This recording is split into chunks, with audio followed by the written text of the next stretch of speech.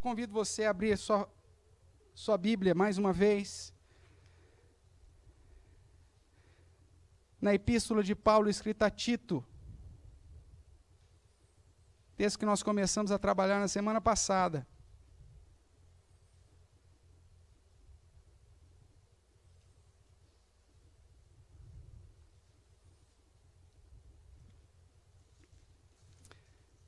Carta do apóstolo Paulo escrita a Tito, capítulo 1, nós vamos ler, ou leremos do verso 1 até o verso 9.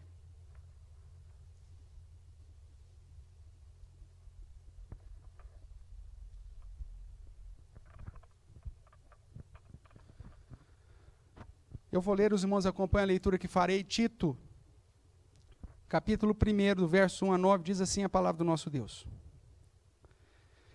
Paulo, servo de Deus e apóstolo de Jesus Cristo, para promover a fé, que é dos eleitos de Deus, e o pleno conhecimento da verdade, segundo a piedade, na esperança da vida eterna, que o Deus que não pode mentir prometeu antes dos tempos eternos, e em tempos devidos manifestou a sua palavra, mediante a pregação que me foi confiada por mandado de Deus, nosso Salvador.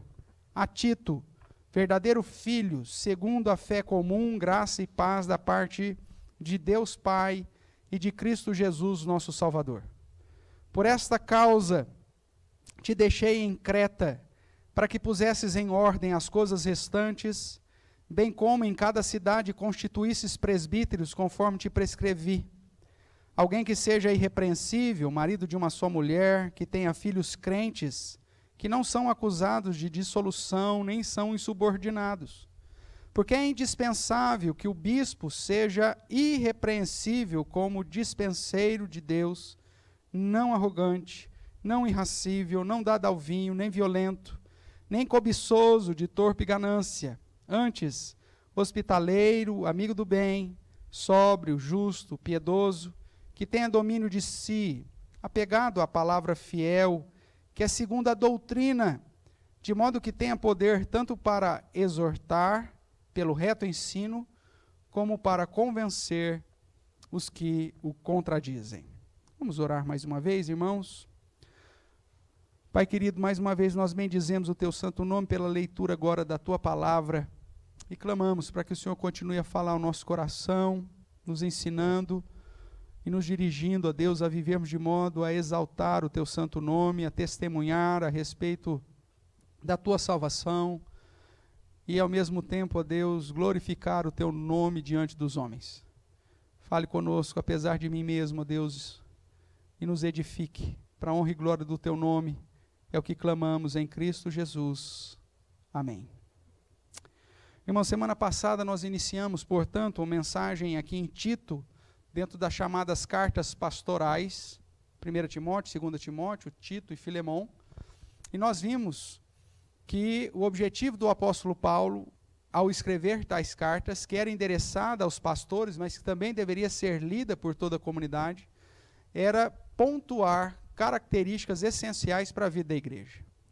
Nós vemos ele iniciando aqui no prefácio e na saudação, mostrando que seu objetivo como apóstolo era justamente promover a fé, o crescimento da fé, promover aí o crescimento do pleno conhecimento da verdade, que gerasse, de certa forma, piedade na vida das pessoas. E é por isso que ele deixa Tito numa ilha, na ilha de Creta, onde havia várias cidades, e ali várias cidades haviam um número expressivo de cristãos, e que precisavam agora de organização, né? Precisavam de igrejas organizadas. Nós temos aqui, portanto, nas cartas pastorais, de um modo muito especial, a realidade da necessidade da igreja organizada, né? Dentro de um contexto contemporâneo, onde o número de desigrejados tem aumentado, onde as pessoas têm pregado que igreja não é importante, que a instituição não é importante, nós vemos, inclusive, a própria palavra de Deus mostrando o contrário. E que a preocupação apostólica é que em cada cidade as coisas fossem resolvidas para que a igreja fosse organizada e que uma liderança local fosse estabelecida para a manutenção dessa igreja ou dessa comunidade na sã doutrina e na vida piedosa. Por isso que o apóstolo Paulo, então, relembra a Tito aquilo que ele já havia prescrito, das qualificações necessárias para o homem cristão. Não para o líder, mas para o homem cristão de um modo geral. Veja que o objetivo de Paulo em deixar Tito em Creta eram dois. Verso de número 5. Por essa causa te deixei em Creta para que pusesses em ordem as coisas restantes, e também, bem como em cada cidade constituísse presbíteros. Esse colocar em ordem as coisas restantes, irmãos, nós vamos descobrir na leitura da carta que referia-se a uma série de situações. Significava colocar em ordem a vida das pessoas, que Paulo vai chamar a atenção dos próprios cretenses de que eles culturalmente eram mentirosos, que precisavam mudar isso. Significava colocar em ordem não só a vida das pessoas, mas a família. Precisava colocar em ordem a própria igreja, colocar em ordem o testemunho, a pregação, colocar em ordem as doutrinas e a fidelidade àquilo que Deus havia revelado para que a igreja não se desviasse. E a principal estratégia que o apóstolo Paulo vai apresentar para Tito, para que a igreja fosse preservada na sã doutrina e viesse a ser um instrumento de evangelização, uma agência proclamadora, ao ponto de fortalecer a fé dos eleitos, promover o conhecimento da plena verdade e a prática da piedade, era através de uma liderança crente. Uma liderança com qualificações que viesse realmente impactar a cidade, o contexto que eles estavam vivendo, e a manter a igreja em fidelidade bíblica, fidelidade doutrinária, para ser instrumento para fortalecer a fé, promover o conhecimento da verdade e conduzir os crentes a uma vida piedosa. Nesse sentido, a semana passada nós começamos a falar com os irmãos sobre o tema as posturas exigidas a todos os homens cristãos, para todos os homens. Por que para todos os homens? Porque o objetivo de Paulo não era que Tito nomeasse presbíteros para possuir tais qualidades. Mas a ideia é que Paulo dá a Tito que ele deveria nomear uma liderança, ou presbíteros, ou bispos, aqui são sinônimos, que já possuíssem tais características. Veja o que ele diz ainda no verso 5. Por essa causa te deixei em Creta, para que pusesse em ordem as coisas restantes, bem como em cada cidade, constituíste presbíteros conforme te prescrevi. Alguém que será. É isso que está escrito aí? É uma perspectiva futura? Alguém que será irrepreensível? Alguém que será. Não, alguém que seja presente. As qualificações que Paulo vai descrever aqui, abaixo, precisa ser vista em todo homem cristão, e aí, uma vez vista na vida desse homem cristão, obviamente, o capacita para, então, através da igreja, ou no caso aqui de Creta, quando estava se organizando a igreja, o próprio Tito pudesse estabelecer a primeira liderança dessa igreja. Nós sabemos pelo livro de Atos que o costume, ou a prática dentro da igreja, era que a própria igreja elegia os seus presbíteros, elegia os seus diáconos. É assim que é descrito no livro histórico de Atos, ok? Que essa igreja, debaixo de oração e jejum, elegia aqueles que possuíam tais qualificações, tais qualidades, e assim poderiam assumir a função ministerial de liderança e pastoreio das comunidades específicas. Então, irmãos, aquilo que Paulo vai tratar aqui são exigências, não para que você seja, mas no futuro um líder, mas são qualificações que têm que estar presentes na sua vida, que tem que ser uma realidade hoje, para que você esteja preparado, de acordo com o dom que Deus lhe deu, de assumir determinada posição dentro do ministério que a própria igreja do Senhor exige. Então nós vimos na semana passada que a primeira postura, que na sequência do apóstolo Paulo, para todo homem cristão, é que esse homem ele precisa ser autoridade na vida familiar. E aí nós falamos que ele precisa, como autoridade na vida familiar, ser o líder da casa. Deus o chama para ser o líder da casa. A função que Deus estabelece para o homem é que ele determine a missão da família, ele determine o direcionamento. E a mulher, por isso que o texto bíblico diz a respeito, ou os textos bíblicos apresentam sobre a submissão, estar debaixo da missão. Esse é o principal entendimento da palavra. A mulher como auxiliadora, estando debaixo da missão que é a responsabilidade do homem. O problema é que a nossa geração tem ensinado os homens a fugirem da raia, a fugirem da responsabilidade. E muitos deles simplesmente abandonam a casa. É muito mais fácil fugir. É muito mais fácil correr da responsabilidade. Mas a responsabilidade da casa, na visão bíblica, é do marido.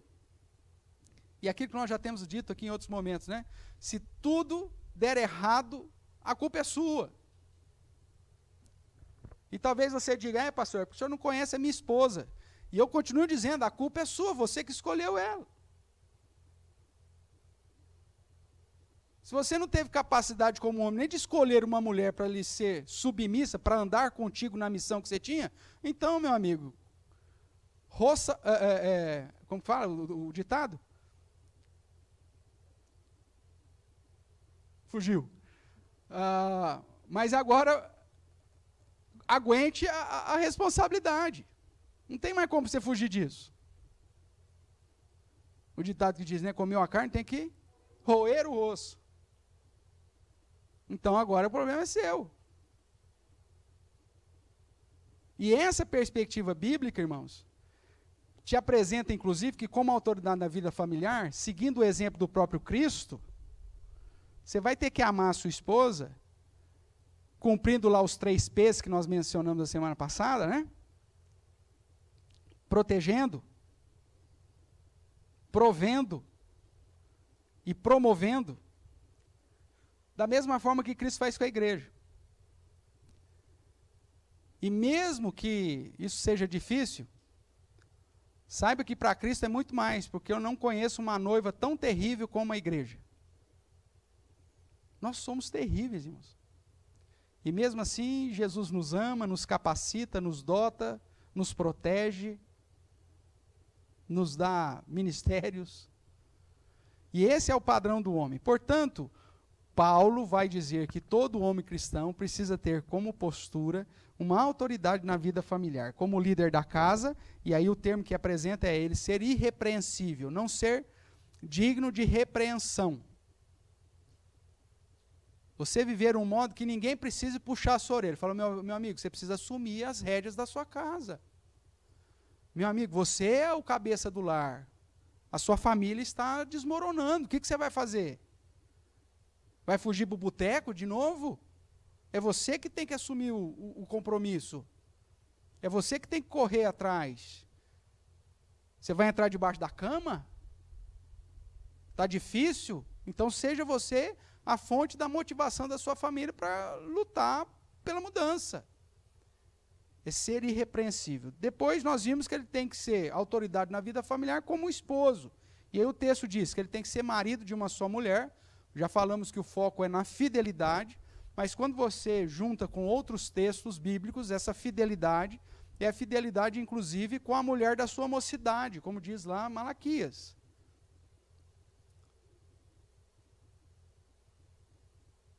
E de uma interpretação um pouco mais severa, a questão do divórcio, que é sempre odiado pelo Senhor. Se Deus odeia o repúdio, imagina o divórcio propriamente, a liderança da igreja deveria pensar muito bem sobre essa questão do divórcio. Porque se a gente não começar a pensar isso, irmãos, a nossa geração, onde o divórcio já é um negócio tão comum, na próxima geração nós não teremos líderes que tenham mantido a fidelidade com as mulheres da mocidade e mantido o primeiro e único casamento até o final. E isso vai ser um problema, porque no momento de aconselhamento, no momento que você tiver que tratar com os mais jovens, no momento que você tiver que confrontar a postura de algum homem mais novo, que não está sendo irrepreensível na vida familiar, ele pode olhar para você e falar, mas você está no 3º casamento, o que você está falando agora do meu? Então você precisa agir de uma maneira fiel. O que mais? Autoridade na vida familiar como pai.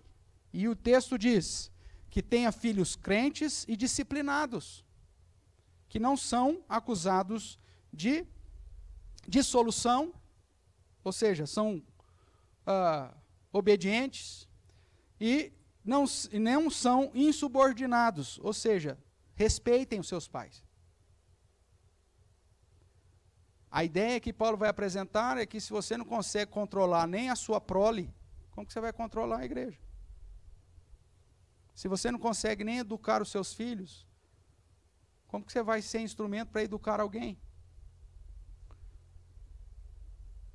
Tem pai que só sabe falar assim, bem, olha o seu filho aqui. Assim? Como se o filho não fosse dele. Só que a visão bíblica, a responsabilidade da criação, da admoestação, da educação é do pai. Quando Paulo em Efésios usa o termo pais, ele não está falando de pai e mãe, ele está falando do termo pai no plural. A responsabilidade da educação é sua, pai. A mulher ela vai servir como auxiliadora. Só que na nossa cultura nós jogamos toda a responsabilidade na mulher. Esse é o pior erro que nós podemos fazer como família cristã. Aí, ó, o que você fez do nosso filho? Não, meu amigo, você é a liderança da casa. Se deu errado, a culpa é sua. Mesmo que você tenha designado nessa missão, que a responsabilidade talvez fosse da mãe por conta do tempo, ou talvez da facilidade, mas se você não fiscalizou, se você não correu atrás, se você não andou do lado, se você não fez a sua parte, e se deu errado, a culpa é sua. Não adianta você jogar a culpa na esposa. É a mesma situação de uma prática hierárquica. Se a gente pensa, por exemplo, no militarismo, se você tem lá um tenente e um cabo para uma determinada missão, e dá errado, quem mais vai ser cobrado? Do cabo ou do tenente? Do tenente, a patente é maior. Deus colocou você na função de liderança, homem. Se as coisas não saírem bem, você será mais cobrado.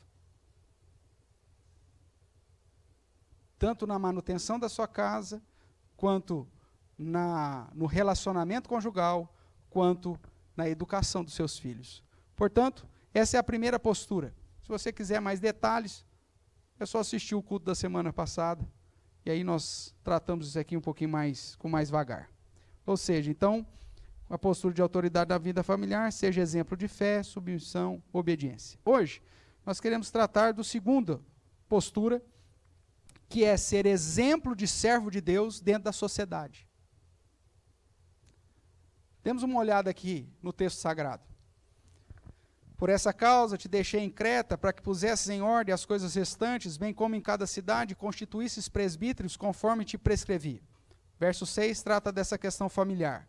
Alguém que seja irrepreensível, marido de uma só mulher, que tenha filhos crentes e não acusados de dissolução nem insubordinação.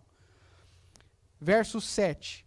Porque é indispensável, ou seja, não dá para dispensar, que o bispo ou que o presbítero, sinônimos, seja irrepreensível como dispenseiro de Deus, não arrogante, não irracível, não dado ao vinho, não violento, nem cobiçoso de torpe ganância. A partir do verso 7, ele vai apresentar situações relacionadas à nossa vida social. E você precisa ter como postura ser reconhecido como um dispenseiro de Deus, como um servo de Deus, como aquele que cuida da dispensa de Deus, como aquele que cuida lá das coisas, da administração da casa de Deus. Então, a segunda postura exigida, irmãos, é que o homem cristão, ele precisa ser exemplo de servo diante da sociedade. Se ele não tem um bom testemunho dos de fora, se ele não tem um reconhecimento de que é uma pessoa honesta, sensata, equilibrada, prudente e temente a Deus, ele não será um bom instrumento nas mãos de Deus dentro da igreja. Nós vemos, portanto, que para ser exemplo de servo de Deus na sociedade, você precisa viver em submissão a Deus. A ideia é que o apóstolo Paulo vai usar aqui a expressão despenseiro de Deus. Como eu já disse, o dispenseiro é aquele que cuida da dispensa, ou seja, o servo ou o escravo que tratava das coisas mais simples lá da casa. Nenhum servo de Deus está aqui para ser exaltado, mas sim para servir. Esse é o ensinamento máximo de Jesus. Aquele que quer ser o maior no reino dos céus, seja o menor, seja aquele que serve.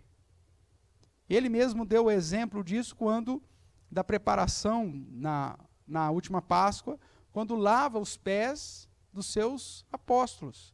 Ele, sendo mestre, fez isso, quanto mais você. E é nesse sentido que ele vai continuar aqui trazendo algumas características, e a sequência, depois que ele diz, seja irrepreensível como dispenseiro de Deus, seja não arrogante. A ideia, portanto, que se espera do homem cristão é que ele seja um exemplo de servo de Deus diante da sociedade. Na submissão a Deus, como dispenseiro, como servo, como escravo, como humilde. Na conduta social, e aí nós temos verso 7 e verso 8, vamos lá. Não arrogante, não irracível, não dado ao vinho, nem violento, nem cobiçoso de torpe ganância, ou desejoso de ficar rico por si só, né, na desonestidade. Antes, hospitaleiro, amigo do bem, sóbrio, justo, piedoso e que tenha domínio de si.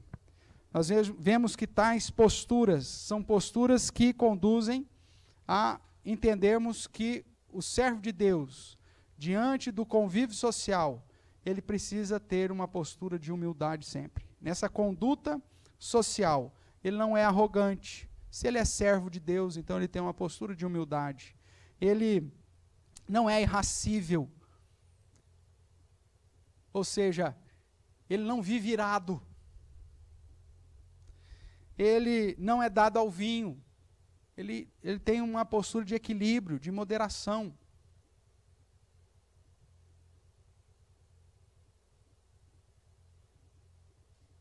Como que você pode esperar de um servo de Deus que não consegue, por amor a Cristo e por testemunho de Cristo, abrir mão dos seus próprios vícios?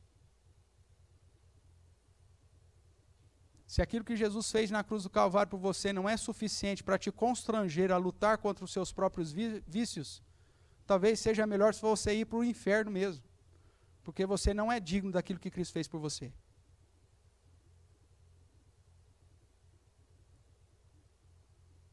Se por amor a Cristo, mesmo que seja lícito, você não tem a coragem suficiente para fazer aquilo que não convém, talvez você não mereça absolutamente ser chamado de cristão. Uma vez que é salvação, você não merece mesmo. Como eu também não. Mas se nós não estivermos dispostos, irmãos, a lutar contra as nossas próprias inclinações, para vivermos de um modo exemplar, como servo de Deus na sociedade, então nós não entendemos absolutamente nada daquilo que Cristo fez por nós. O homem cristão, ele precisa ser exemplo de servo de Deus na vida social. As pessoas precisam olhar para você e glorificar o nome do Senhor, e não menosprezar o nome de Deus. Porque quando nós fazemos algo que pode ser até lícito, mas que não convém para um cristão fazer dentro da nossa cultura, as pessoas vão falar assim, mas ele não é crente?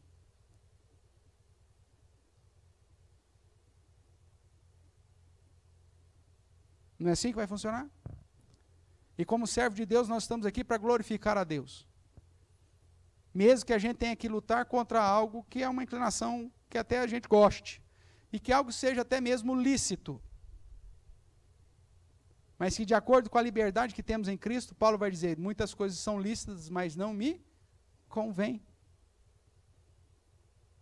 Biblicamente falando, nós sabemos que a Bíblia não proíbe você de beber bebida alcoólica. Não tem nenhuma proibição explícita disso. A proibição é embriagar, mas muitas vezes, irmãos, mesmo sendo isso lícito, dentro da cultura que nós vivemos, te convém abrir mão disso. Você não vai morrer, porque você vai deixar de ter aquela sua prática social.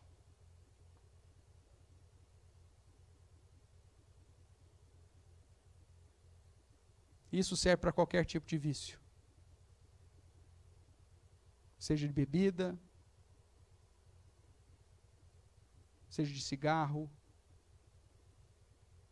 seja de jogo, ou qualquer outra coisa. O homem de Deus, ele precisa ser modelo, ele precisa ser padrão, ele precisa ser o exemplo. E um exemplo de servo de Deus. Então, não arrogante, não irracível, não dado ao vinho, não violento, nem cobiçoso de torpe ganância. Ou seja, que vive em função de adquirir uma posição e um certo ganho. Que está preocupado simplesmente com dinheiro, com riquezas. E que para ficar rico faz de tudo, dá tomba em todo mundo, puxa tapete de quem for necessário para alcançar determinada posição social. Não, o homem de Deus não faz isso. Porque ele sabe que é Deus quem o sustenta. Que mais? Hospitaleiro. Dentro dessa conduta social, ele é uma pessoa que hospeda, que recebe bem, que acolhe.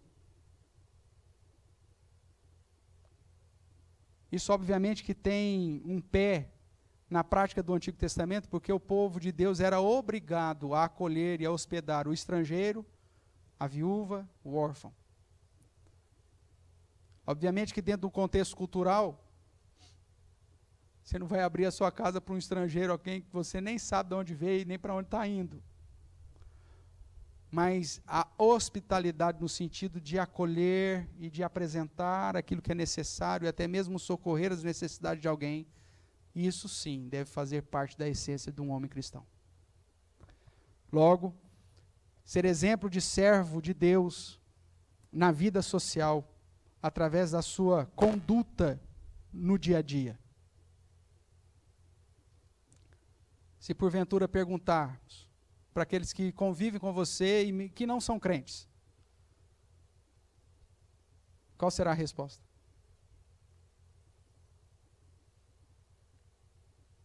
Será que a sua postura, a sua conduta social te apresenta como um verdadeiro dispenseiro de Deus? Como um servo fiel do Senhor? Irmãos, é óbvio que nós estamos aqui enfatizando a questão da figura do homem como líder. Mas essa verdade se aplica, ou essas verdades se aplicam tanto aos homens como às mulheres cristãs. Dar bom testemunho na vida em sociedade é um padrão para todos.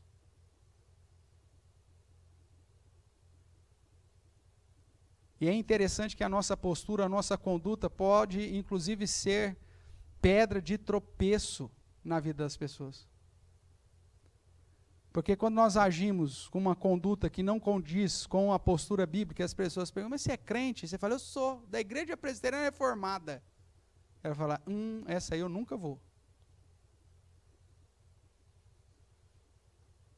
Você acaba sendo pedra de tropeço, instrumento de escândalo, e a palavra do Senhor diz que, se isso acontecer, melhor fosse você pendurar uma pedra de moinho, que pesa lá toneladas, amarrar no pescoço e pular dentro de um rio, num lago, no mar, sei lá o que for. Porque o padrão que Deus exige de você é que você tenha uma postura, uma conduta social irrepreensível. Dentro ainda dessa relação que o apóstolo Paulo apresenta, é que no exemplo de servo de Deus na vida social, você precisa demonstrar equilíbrio emocional. Ainda no final do verso 8, amigo do bem, sóbrio, justo, piedoso e que tenha domínio de si. Não irracível, nem violento, amigo do bem, que tenha domínio de si. Todas essas questões, irmãos, apontam para um equilíbrio emocional. Nós estaremos diante de situações adversas todo o tempo. Situações que nos tiram do sério a todo momento. Situações que nos confrontam e que bate de frente com o nosso emocional. Se nós não buscarmos em Deus a postura correta para agirmos, ou a inteligência emocional para agirmos em cada uma dessas situações, nós seremos instrumento de mau testemunho. Porque a reação carnal todo mundo já está esperando.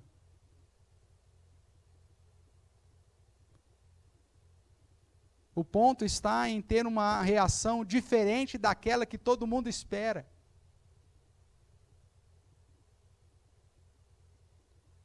De quando você é injustiçado, manter a calma.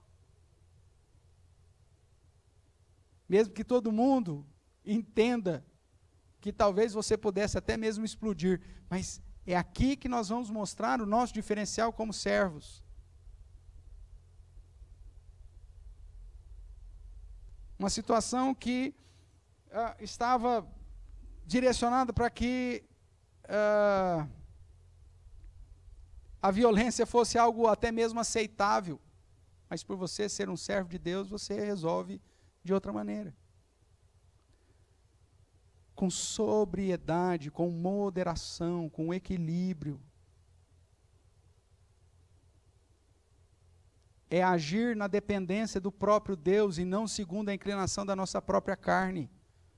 O apóstolo Paulo vai tratar disso nas suas cartas gerais, quando ele fala que a carne milita contra o espírito, que as obras da carne são conhecidas, e ele coloca ali uma lista, mas que o fruto do espírito, aqueles que estão vivendo na presença do Senhor, que possuem as virtudes que vêm do próprio Deus, confronta categoricamente cada uma das obras da carne.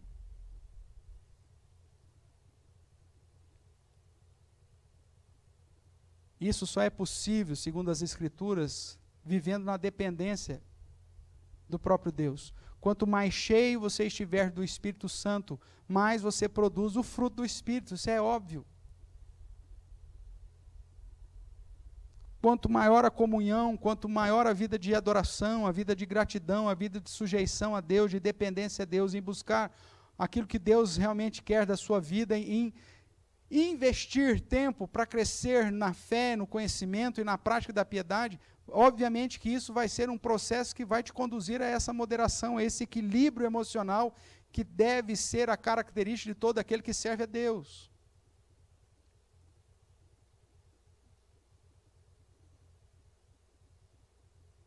Muitas vezes, irmãos, pessoas que se dizem cristãs se envolvem em escândalos tão somente por não ter equilíbrio emocional.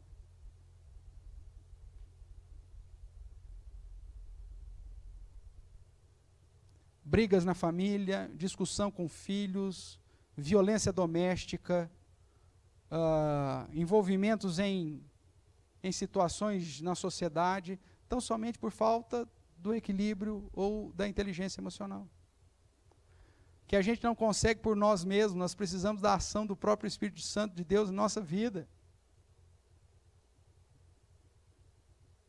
Porque se o Espírito Santo não agir em nossa vida, os nossos temperamentos vão estar sendo manifestados com as piores inclinações de cada um desses temperamentos. É o próprio Espírito Santo que vai nos moldar, que vai nos direcionar. Logo, o que se espera do homem cristão, do crente de um modo geral, é que ele seja exemplo de servo de Deus na sociedade. Numa submissão a Deus, numa conduta social aceitável e num equilíbrio emocional diante das situações adversas. Como que você tem lidado diante dos conflitos? Quando está tudo bem, é fácil ser calminho, né? Mas e quando as pessoas puxam o teu tapete?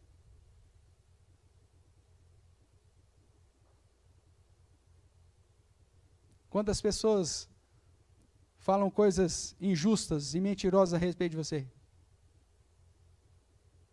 Eu sei, muitas vezes a inclinação, a vontade de ir lá é tirar a satisfação, né? Vou lá tirar a satisfação. Mas como dispenseiro de Deus, como servo de Deus, como eu devo agir? Essa deve ser a pergunta que pauta as tomadas de decisões e atitudes no meu dia a dia, dentro de um contexto da vida social. Olhando para as Escrituras, irmãos, nós vemos que Paulo, instruindo a Tito, exige que se coloque pessoas na liderança da igreja, que sejam um exemplo de vida familiar e que seja exemplo de bom testemunho na vida social. Veja que muitas vezes a igreja tem falhado, porque a igreja elege as pessoas para que elas se tornem. E o foco da Bíblia é que você só vai eleger aquele que já é. É muito comum dentro das igrejas você ouvir algumas pessoas falando assim: vamos eleger o fulano de tal. Vamos ver, porque assim vai. Vamos ver se ele firma. Vamos pôr ele de presbítero, que aí vem o peso da responsabilidade. Quem sabe ele se firme como crente? A gente sabe que ele é meia boca, mas vamos dar um cargo para ele, para ver se ele pega, se as coisas acontecem. Esse não é o padrão bíblico. O padrão bíblico é, o cara ele é exemplo, ele é modelo, ele é líder, então elege. Se ele não é, não elege, não coloque. Ele precisa possuir as características para que possa assumir a missão, o ministério ou a função que o próprio Deus estabeleceu, e nunca o contrário. Esse foi o erro das nossas igrejas.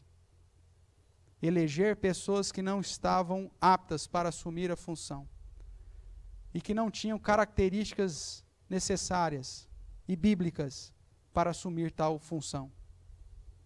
E toda vez que a igreja tentou colocar alguém para ver se essa pessoa se tornava o exemplo que já deveria ser antes, ela deu com os burros na água. E toda vez que ela fez isso, ela sofreu. E a igreja se tornou mais fraca e deixou de impactar o contexto que ela estava inserida. Portanto, irmãos, espera-se do homem cristão que ele seja autoridade na vida familiar e exemplo de servo de Deus na vida social. Semana que vem, se Deus nos permitir, nós iremos para o terceiro e último ponto, que nos chama a atenção que além da vida familiar, que você tem que observar, da vida em sociedade, você precisa olhar para a vida devocional dele, da vida com Deus. Mas isso, na semana que vem. Espero que nessa sequência, do início aqui da epístola de Tito, de Paulo a Tito, nós possamos confrontar o nosso próprio coração, irmãos, e avaliar se somos de fato autoridade na vida familiar e se temos vivido de modo exemplar na sociedade. Nós sabemos quais são os nossos erros, quais são as nossas falhas e aonde precisamos mudar. Seja você homem ou mulher, como servo e serva de Deus, todos nós precisamos dar bom testemunho. Esse é o padrão que a palavra de Deus apresenta a nós. E essa é a estratégia para fortalecer a igreja na preservação da sã doutrina, fazendo dela uma agente proclamadora da fé, do conhecimento da verdade e da piedade.